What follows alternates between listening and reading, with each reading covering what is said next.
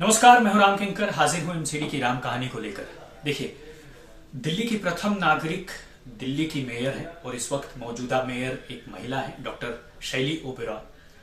और खास बात यही है कि फिलहाल जो उनका फेसबुक अकाउंट हैक हो गया था और इस बात की घोषणा उन्होंने ट्विटर पर की थी। शुक्रवार का दिन था, 8:45 का वक्त था और ये कहा था कि उनका अकाउंट हैक हो गया है और जनता से अपील भी की थी कि किसी तरह का अनुचित संदेश अगर कोई जाए तो वह साफ तौर पर उसे न माने या फिर उसे दरकिनार कर दे। दूसरी सबसे खास बात यह है कि उन्होंने एक एजेंसी के दिए इंटरव्यू में साफ तौर पर कहा है कि जब अकाउंट हैक हुआ उसके बाद से बहुत सारे ऑब्सीन मैसेजेस और दूसरी चीजें वहां पर दिखाई दी। बहरहाल जो पार्टी की सोशल मीडिया टीम थी और साथ ही साथ जो नेशनल मीडिया टीम है, सबने मिल करके जो इसको रिपोर्ट किया। रिपोर्ट करने के बाद अभी जब मैं आपसे बात कर रहा हूं तो जो अकाउंट है वो पूरी तरह से, जो हैक था, अब वो पूरी तरह से नॉर्मल हो चुका है। लेकिन सवाल यही है कि दिल्ली की प्रथम नागरिक के साथ अगर इस तरह की घटना हो जाती है और इस तरह का कोई फुल प्रूफ जो मैकेनिज्म है वह साइबर क्राइम को रोकने के लिए नहीं है, तो साफ तौर पर दिखाता है कि किस तरह से ये घटना कितनी अलार्मिंग है, चेतावनी भरी है। और सबसे बड़ी बात यह इस बात की तरफ इशारा करती है कि आखिरकार दिल्ली नगर निगम का जो सिस्टम है, खासकर साइबर से रिलेटेड, वो कितना पुख्ता है, यह इस पर एक सवालिया निशान खड़े करता है।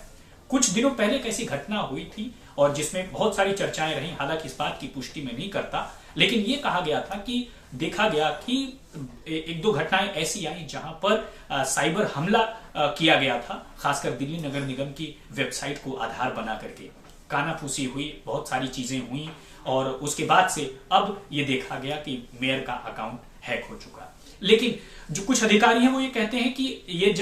हम जब बात कर रहे हैं तब ये दिसंबर का वाकया है, लेकिन इससे 6-7 महीने पहले भी एक बार ऐसा वाकया हो चुका है जब इस तरह का जो साइबर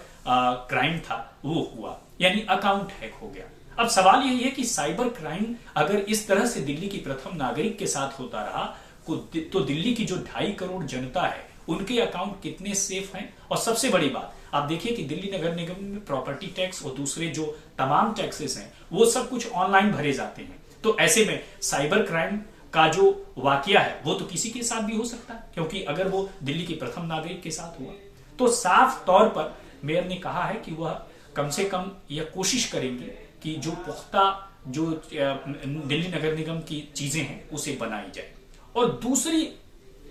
अगर ताजा में बात करूं तो दो नेशनल क्राइम रिकॉर्ड ब्यूरो का आंकड़ा है, वो ये बताता है कि तकरीबन जो साइबर क्राइम के केसेस हैं वह 2022 में, चूंकि जो एनसीआरबी का डेटा होता है वो हमेशा एक साल पहले का आता है, तो अब 2023 में हम हैं तो 2022 में ये जो आंकड़ा साइबर क्राइम का आया है तकरीबन दुगुना आया है। 2021 में साइबर क्राइम के मामलों की संख्या 345 थी, तो 2022 में बढ़कर के ये 685 हो गई। और 2020 में साइबर अपराध के जो मामले कुल आए थे वो केवल 166 आए थे, तो एक जंप आप देख सकते हैं कि किस तरह से यहां पर लगातार बढ़ रहा है। यानी 2022 में जो साइबर अपराध है वो दुगुना हो गया है। और यूं ही नहीं, राजधानी दिल्ली को कहा जाता है